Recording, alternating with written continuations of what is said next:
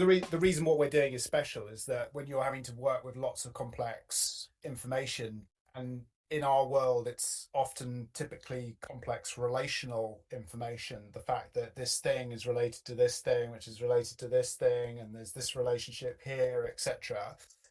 When you're having to work with that and understand it, visualization is absolutely key because the brain can only compute a certain amount of information if you're just working textually. But as soon as you open up and you unlock the visual dimension, you can start to compute a lot more information far more quickly because you're running stuff in parallel. Your brain can see multiple things in parallel all at once, whereas when you read words, you read one word, one sentence at a time, and it's sequential. And so if you don't, if you haven't been able to guess, and this is a guessing, I'm with Tim Follett from StructureFlow. This is David Cowen with Careers in the Business of Law. This is the TLTF, the Legal Tech Fund Special Edition. Tim, thanks for jumping us off a little bit different than we normally do here. Some people might have guessed who you were as you were speaking. Tell us a little bit about what you're looking forward to at TLTF this year. We're going to be in Austin. Yeah, I've never been to Austin before, so it's gonna be great to see that. Really looking forward to it. Always a group of fantastic, stimulating people at TLTF, the summit. It's such a fantastic way to get a pulse on what's going on in the industry. Obviously, lots of exciting things happening at the moment. A lot of talk about AI and is it moving too fast and is there a bubble? All of that good stuff. It's going to be great to get a read on. Also, just every year, there's more interesting companies coming up through the ecosystem, and it's going to be great to see what's out there. Lots of exciting developments. Here's what I'm hoping for. Here's what I'm most looking forward to. Tell me if you share this or if it's something else. For the last 6, maybe 12 months, let's go with the last 6 months. I've had too many conversations with too many people. I've heard too many conversations, or I've read too many conversations about what AI can't do. There seems to be this, it can't do this and it can't do that, and it's not ready for this and it's not ready for that. I'm like, well, that all may be true, but all I'm interested in is what it can do right now. Like, how are you using it right now? Because I use it more every day. I find new uses. They're not dramatic. They're not like, aha, I'm not changing. But I will tell you there's an AI dividend and that there's a time savings. And now there's a growth track on my own desk, in my own business, etc. So what are you doing and how are you doing it? Really interests me. I want to see if I can push that. I think this is the right place. TLTF, I think that's where those people like us gather. What are you thinking? Yeah, well, I know you're big into AI, and I remember I think you were talking to me about Manus before anyone else had mentioned it to me. So you got your finger on the pulse, David.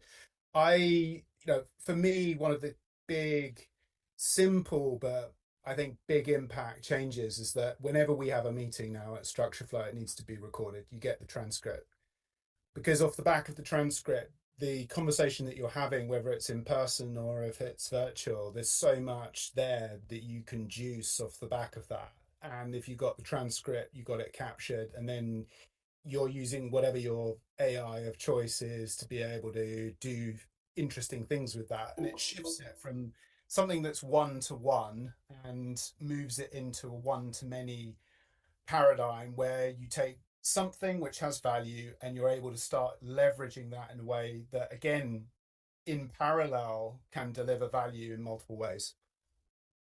That's so true. And so that is a level 2, level 3 usage.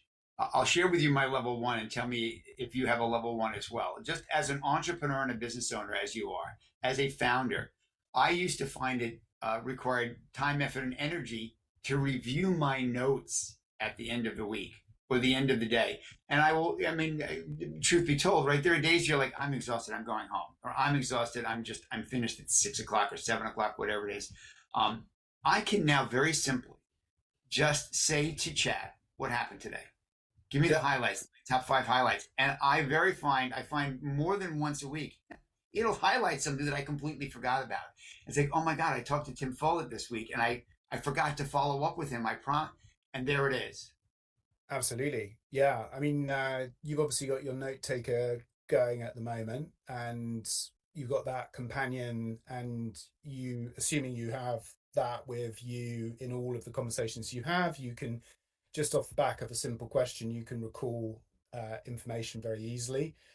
I'm very into personal knowledge management, PKM, Mm-hmm. and there's various tooling around that. I'm very interested in networked thoughts applications like Obsidian, or Notion.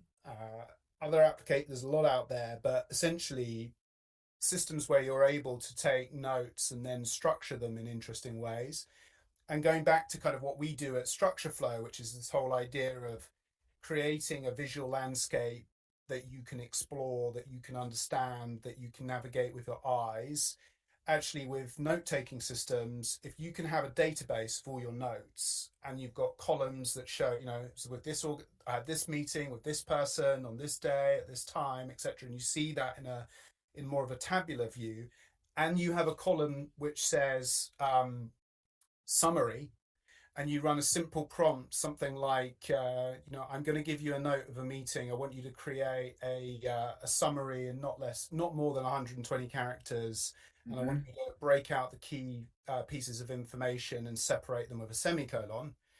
You suddenly end up with this kind of memory jogging, you know, literally kind of the really interesting stuff that you've been talking about, and your eye can then look at that and can scan it, and you can, within seconds, you can just quickly remind yourself, like, what have I been talking about for the whole week? You know, and you would never have been able to done that without AI in the past, because you would never have summarized it in that way. So I find these to be, I like this part of the conversation because it says to me growth. What are you doing with this? Here's what I'm doing with this. And I think we're having a growth conversation. It's like, oh, I could use that idea. That's going to help me not save time. I'm not in the time saving business. I don't wake up and go, how much time can I save today?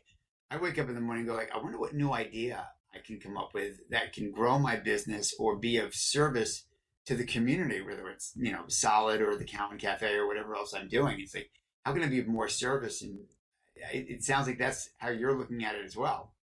Growth mindset, Yeah, right? yeah, for sure. And like that sort of slightly smug feeling you get when you've like done something that's quite, that saved you a ton of time. And I mean, that feeling of like, oh, I'm ahead of the game, right? I'm So do yeah. So there's something really about this right now. So we're just going to be two kind of nerds chatting for a second. So I do love that feeling of like, oh my God, I'm actually smart today. That was really smart. Like I was helped, but I'm like, that was really smart what I came up with today. Do you feel like that? Yeah, that like smug kind of, skipping a little bit just because you know that you've just done something that would have taken ages if you hadn't done it in that You smart couldn't way. even do it. You couldn't even do it. I say all the time to friends of mine, like, I can fly. I feel like I have the power of flight, that I could never have done before. Who do you tell? Right? Like I tell my wife, I jump into the other room all the time. Like, Cece, I did this thing. And Yeah. she's like, what thing? Like, I think she's getting tired of me hearing about like my flights. Like, who do you tell when you Yeah. discover something like remarkable to your own self? Yeah. I mean, I tell my wife as well, and she rolls her eyes. And, she's a very, very patient lady. I mean, I tell my kids actually now quite a bit about what I'm doing. They're 8 and 10 years old, and they're increasingly kind of interested in what I do for a living. And they're increasingly kind of coming into the office and kind of looking at the screen and kind of amazed by all these different applications. Right? And it is quite extraordinary when you can show a child what you can do in ChatGPT. Yeah. And it's like, because they haven't really at school had, certainly the school that my kids go to, they haven't really had a lot of exposure to that. Now we're doing quite a bit, like my kids with perplexity, they just have all these random questions, and they want to, like, what, daddy, what was the most expensive toy ever? And I can tell you what it was because I looked it up last night. It was a rabbit that was created by the artist Jeff Koons.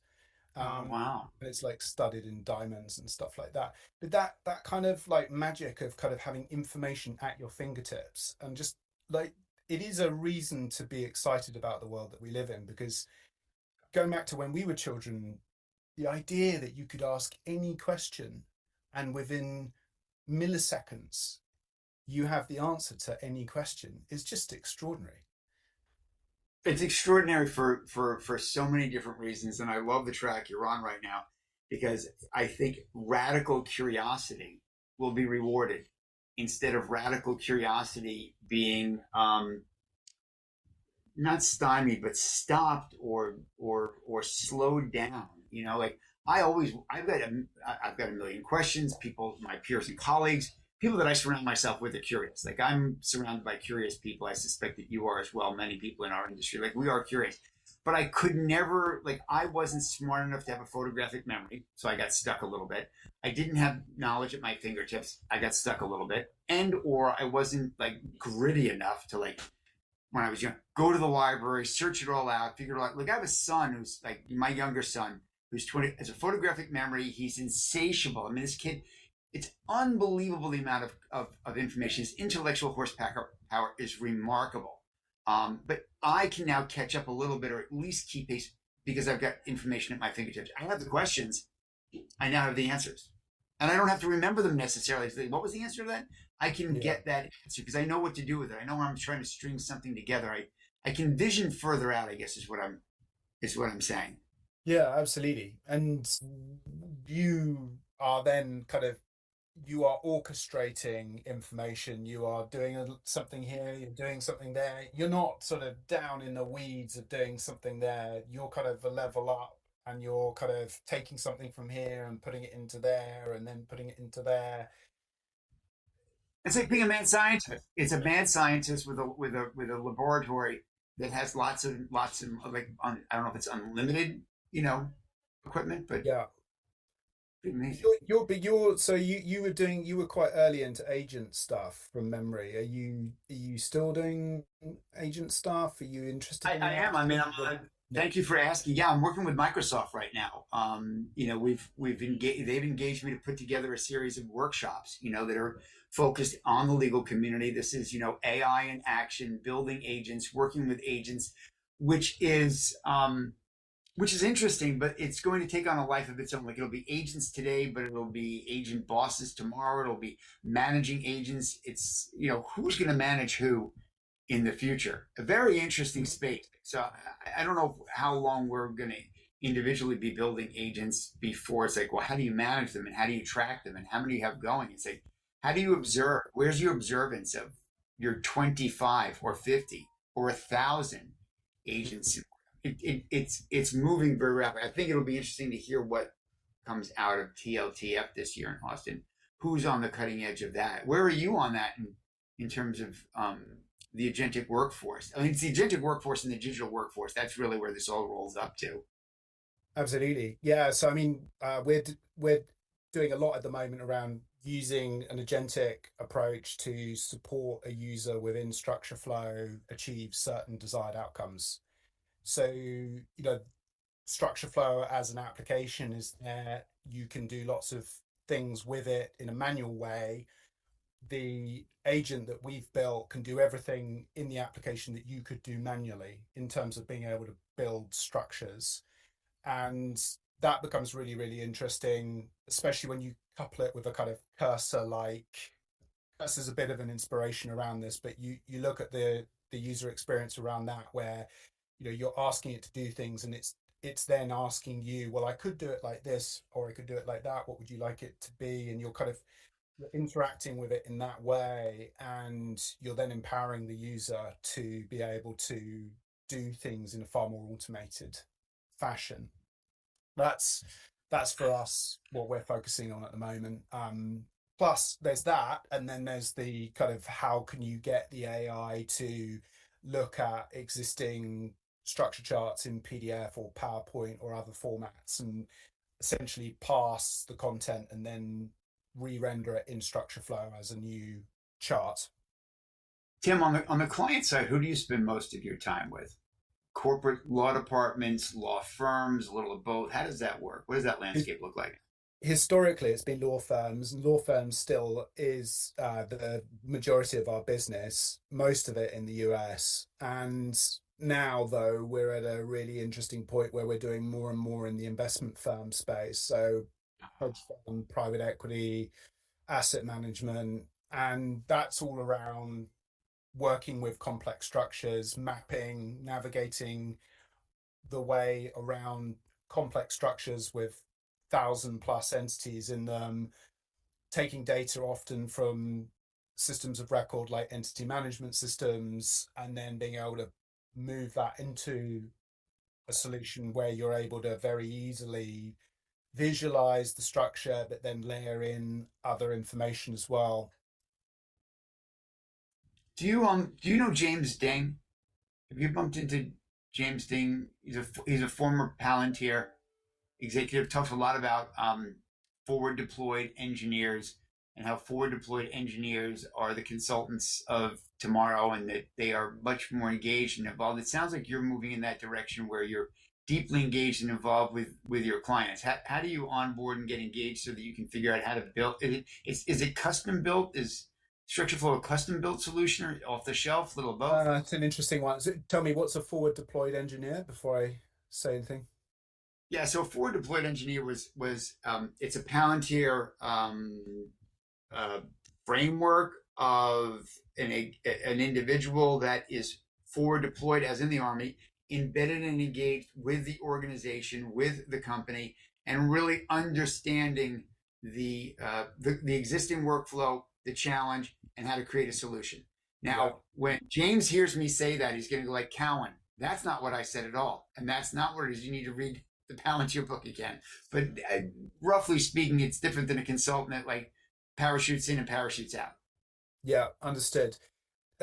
Answer is yes, we are leveraging that function more and more in our business. I mean, we're a relatively small business with 50 people in total.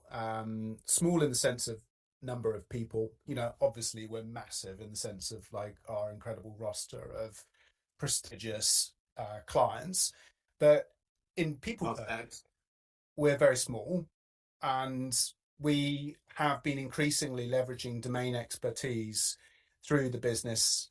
I have a colleague called Ed Bowl who joined earlier this year. He is a lawyer by background, transactional lawyer by background, but has also done quite a lot of work in the private equity and fund space. And he has come in as a domain expert to be able to help us with the types of interactions that we're now having, which, to your point, often do have an upfront configuration component to them, in the sense of there are already often within hedge funds and PE funds existing charts, existing structures that need to be brought into our platform, and how do we best do that? And then often people have views around what additional information they want to layer into these charts, and so there's a consulting dimension to what we're doing in order to set the client up for success.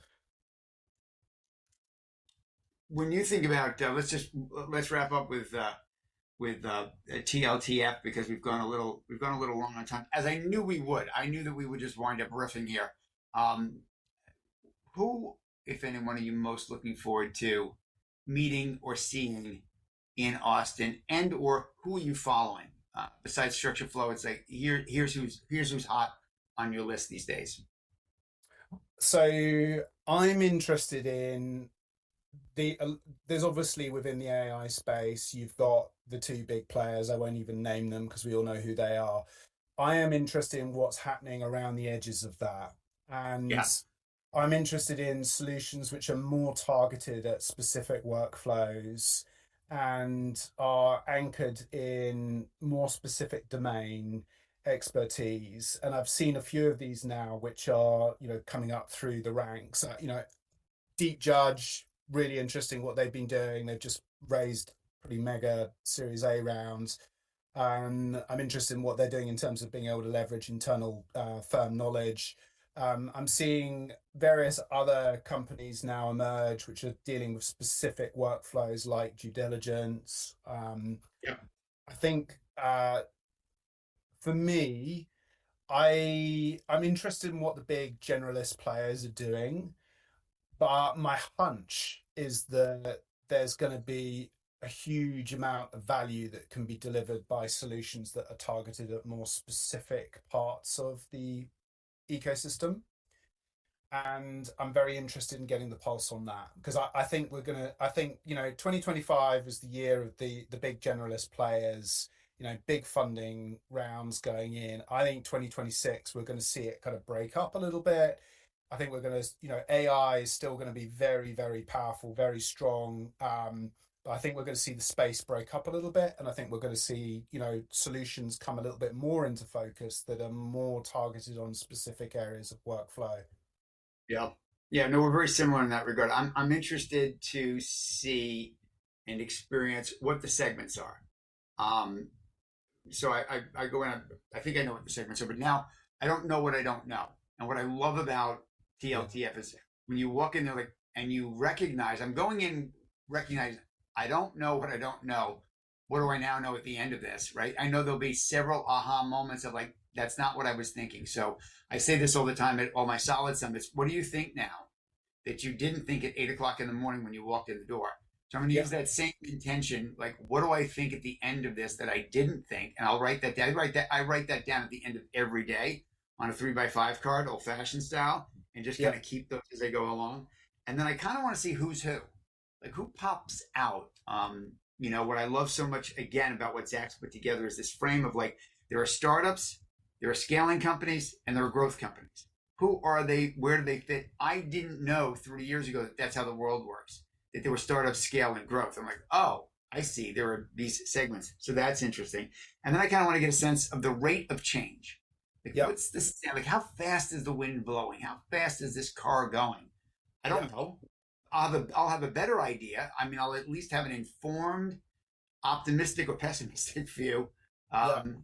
at the end of next week. Well, Anything else David, you want? you must come and see us, because I'm pitching on the scale stage. I think it's about Oh, 3:30 great. p.m. on the Wednesday. We're actually using it as a launch point for our new brand. So the blue black background and the logo that you can see, this is all going to be updated very significantly, and it will be wonderful to have you there. The TLTF summit, as you said, and hat goes off to Zach. It is the place to go and soak up what's going on in the Yeah. industry. It is the place to do that, no doubt about it. And as you say, like it's a place where like you go to it, you come away, and you're like, wow, like you put your finger on the pulse of the industry when you go to that event, right? To be sure, it's funders, it's founders, it's innovators. It's the Davos of legal tech is what I like to call it. And so it's great. I have an exit song for us. There's just something that's got some energy to it that it's a little old school. I hope you don't mind, but you mind if I play something as a little bit of an exit for us? Do it.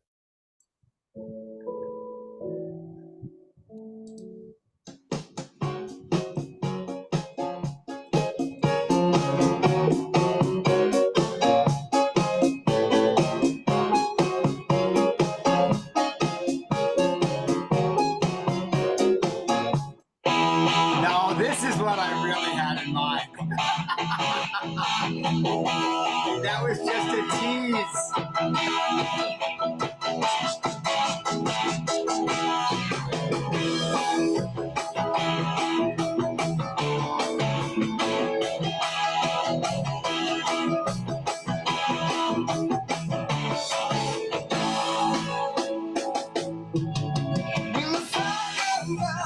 Tim Follett of StructureFlow, thank you so much for being my guest today, man. I can't wait to see you in Austin. Thanks, David. It's been great to see you. Looking forward Peace, to it. man. Thanks, See you. man. If you enjoyed this show, be sure to give us a like and subscribe on Apple Podcasts, Spotify, or anywhere else you get your shows. And if you want to take your career from now to next, never eat alone.